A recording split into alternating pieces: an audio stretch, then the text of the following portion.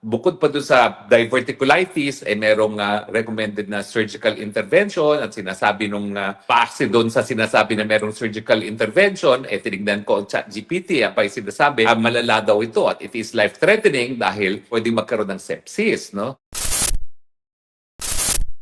I'm referring doon sa kumakalat na galing di umano sa St. Luke's na nagsasabi kung ano talaga ang tunay na karamdaman ni Junior. At nakasaad doon na bukod pa, bagamat inamin nga nila yung inanunsyo ng sakit na, ano bang tawag doon? Sandali nga, ano bang tawag doon? Yung circumvent ng circumvent. Nakalagay doon na meron pa raw surgical intervention. Well, inamin naman kasi ng Malacanang na ang sakit ay diverticulitis. Sabi nga nila kasi divert ang pondo ng gobyerno. Kaya diverticulitis, hindi po.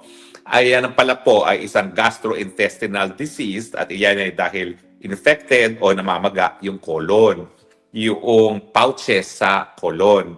Although talagang pilyo mga Pilipino, diverticulitis daw kasi dinadivert ang flood control, dinadivert ang PhilHealth funds, no? Pero sakit colon po yan.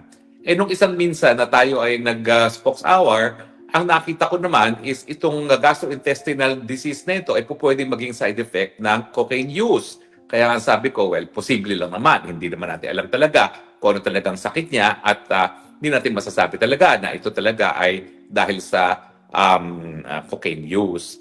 Pero nung nakita ko yung di umano na sabi naman ni Lorraine Badoy, hindi totoo, di umano na bukod pa doon sa diverticulitis, merong recommended na surgical intervention at sinasabi nung that base doon sa sinasabi na merong surgical intervention, tinignan ko ang ChatGPT, pa yung sinasabi, malala daw ito at it is life-threatening dahil pwedeng magkaroon ng sepsis, no? Well, kaya naman, God, Lord, forgive us. Pero syempre, na-excite naman tayo dahil hindi ko pinagdadasal talaga na may masamang mangyari kay Junior. Kasi yan po ay bawal sa mga Kristiyano na ipagdasal na magkaroon ng abiryang iba. Pero kung yan naman talaga ay ginusto ng Panginoon at nangyari talaga, kaya naman nagka-excitement ng kaunti. Pero ngayon, ang sabi nga ni Dr. Lorraine Badoy, mukhang hindi totoo yan. Bakit? Kasi unang-una, striktong-strikto ang St. Luke's, no, pagdating sa data privacy at dahil medical condition yan, hindi para ipaskil pa nila yan sa pintuan, no? So talagang ang nakapaskil lang sa pintuan ay yung pangalan ng doktor at malalaman mo siguro kung anong sakit, depende kung sino yung doktor na yon na espesyalista. Ako po kasi, sususugan ko yung sinabi ni Lorraine Badoy na hindi po pwedeng ilabas kung ano talagang kondisyones, lalong-lalo na sa pintuan lamang ng kwarto ng isang pasyente kasi lolo, lola, uncle, auntie, lahat po yan ako nag-alaga. At halos lahat ng kayamanan ng aking pamilya napunta sa ospital, no, Makati Medical in particular. Kasi dati naman, yung parang treasurer ng Makati Medical, kamag-anak din namin sa side ng maternal grandfather ko, no? Kaya doon kami nagpupunta dahil malaki rin yung diskwento. Pero sa totoo lang, ako talaga yung professional bantay ng lolo, lola, uncle, auntie. Ilan ba yung inalagaan ko dyan sa Makati Medical? Lolo, lola, auntie, mommy, 4, 5, uncle, dalawang uncle, 6, isang auntie, 7 ang inalagaan ko dyan. So talagang alam ko yung sistema. Ang nakalagay lang sa pinto ay pangalan ng doktor. So malalaman mo lang kung ano yung specialization ng doktor at hindi para ilagay yan sa pintuan. Pero ganun pa man, dahil alam naman natin na itong sakit niya ay itong tinatawag na diverticulitis, hindi po yan dahil nagda-divert ng flood control, hindi po yan dahil nagda-divert ng PhilHealth funds, kung hindi nagda-diverticulitis, yan ay sakit sa colon, at least, nagkaroon tayo ng pagkakataon para intindihin kung ano pala yung sakit na yon. So yung inaamin nilang sakit ay infected, inflamed pouches in the colon. No? Anong po pwedeng mangyari? So, pwedeng mangyari na kapag inflame yan o namabaga, ay pwedeng magkaroon ng perforation or butas. No? At kapag nangyari yan, ay pwede talagang kumalat din yung infection. Dahil yung infection ay dahil nga daw sa namamaga, infection. So pwedeng kumalat yan sa iba't ibang parte pa ng abdomen. So in that sense, well, at least, dahil nga dito sa fake news na medical condition, at least nakapag-research tayo kung ano ba talaga yung Ano yan?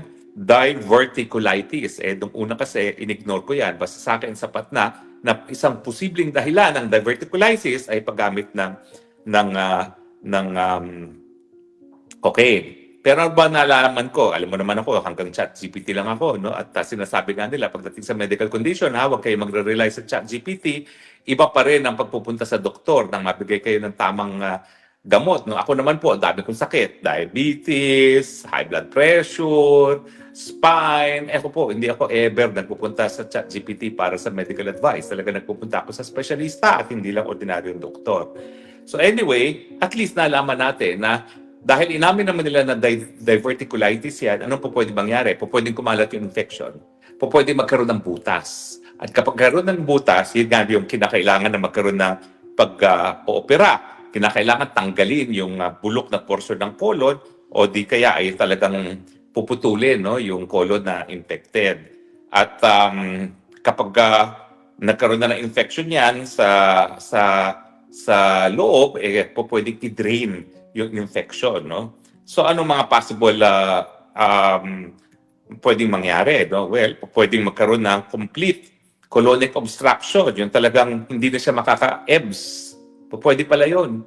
Talagang hindi maka-EBS. At kapag hindi maka-EBS, syempre, malapit nasa ano ka na niya, nasa waiting list na, no? Sa boarding area, no? Papunta kay San Pedro. Tapos, alam naman natin lahat na talagang iisa lang ang kidney niya dahil yung isang kidney niya binigay niya sa ama niya na namatay dahil sa lupus, no?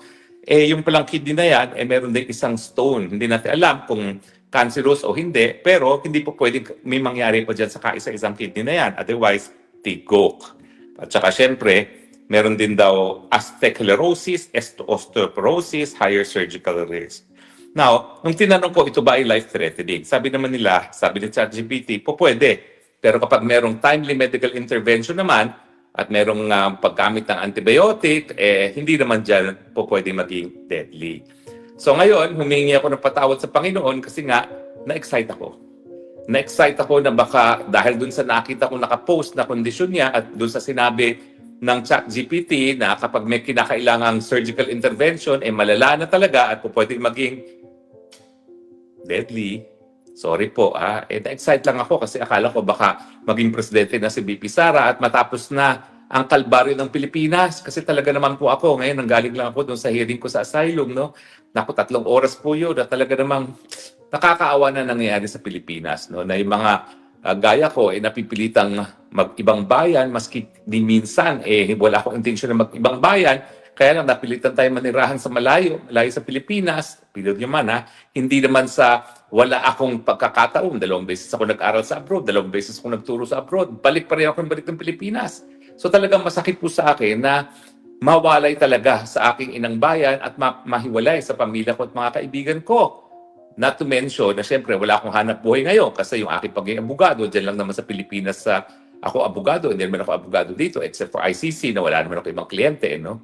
So, talaga naman pong pasensya na kung kami na-excite kasi ako, personal, alam mo naman, pag may nangyari sa kanya, pwede na akong bumalik.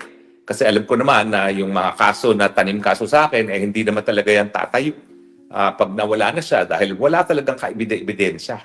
Mantakin niyo po non-bailable human trafficking, ang ebidensya lang nila. Sinimahan ko si Cassie Ong para humingi na mas matagal na panahon magbayad ng pagkakautang sa PAGCOR dahil na-despalcohan sila. Tumawag ako, nag-text ako, kamusta na po yung application ng Lucky South 99 para sa renewal of passport, na renewal of license. In the first place, gawaing abogado lang po yun. Kaya ka nga kumukuha ng abogado para sigurado na lahat ng operasyon mo ay legal, pero yun ang naging dahilan. Yan lang po talaga naging dahilan na sinasabi nila na ako daw ay gumawa ng non-bailable offense of qualified human trafficking. Kaya nga po, na-excite ako dahil ibig sabihin yan, kung may mangyari sa kanya, pwede na ako makauwi. Dahil wala na po talagang gagamit ng batas para sa data para ako'y patahimikin. Well, kahit ano naman ang gawin nila, kahit ano pa isang pa nila, di naman ako tumatahimik. Dahil ako talaga, naniniwala ako na kinakailangan pagdiskursuhan natin kung bakit salot sa ating mga buhay ang Marcos administration. At tingin ko naman, dahil tayo nahihirapan sa pamumuhay natin sa Pilipinas ngayon, napakataas ang presyo ng bilihin, napakatindi ng problema sa korupsyon sa panahon na naghihirap tayo, no? At siyempre, importante na pag-usapan natin itong mga problemang ito at sabihin na meron namang alternatibo. At yung alternatibong yan ay si Inday Sara Duterte dahil siya naman talaga ang pumili din kay Inday Sara Duterte para maging kapartner niya para maging vice-presidente. Ano ba trabaho ng vice-presidente? Di ba ho, kapag nawala na yung presidente, yung vice-presidente na. Hindi ko po alam kung nasaan ngayon si Inday Sara Duterte, pero may naririnig ako na baka umuwi na, no? Dapat naman umuwi siya dahil kapag siya ay may nangyari nga dyan kay Junior, at wala siya dyan, abay, magiging acting president itong si Tito Soto dahil paano siya magiging presidente kung mawala nga ang presidente, nawala naman siya sa Pilipinas. Well, pwede naman. Pwede siya manumpa before a consular official, pero I'm sure itong Tito Soto ay pagsasamantalahan din yung pagkakataon na maging acting president, although alam naman niya na hindi naman tatagal yung kanyang pagiging acting president dahil pag nakauwi na si Inday Sara Duterte, talagang siya na talaga ang magiging presidente kung may nangyari nga kay Junior. Pero ngayon po, bawal magdasal na may mangyaring masama laban kanino man. Kasama na po dyan si Marcos Jr.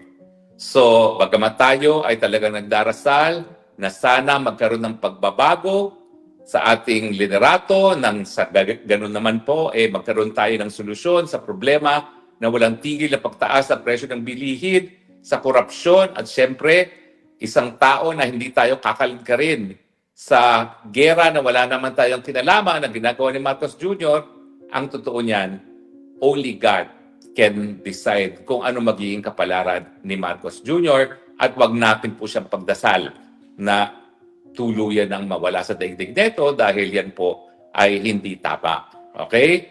So, pero tao rin po ako. Isa ako dun sa na-excite. Nung nalaman ko na nakita ko yan, bagamat fake news, nalaman ko na wow, baka malapit ng ang kanyang katapusan. No? Pero yun nga po, I asked the Lord for forgiveness. Tao lang po. Dahil siguro naman, naintindihan nyo na hindi lang ako nawalay sa aking pamilya at sa mahal sa buhay. Siyempre po, dahil wala akong hanap buhay, napakahirap din ang aking katayuan ngayon dito sa isang napakamahal na lugar sa Europa.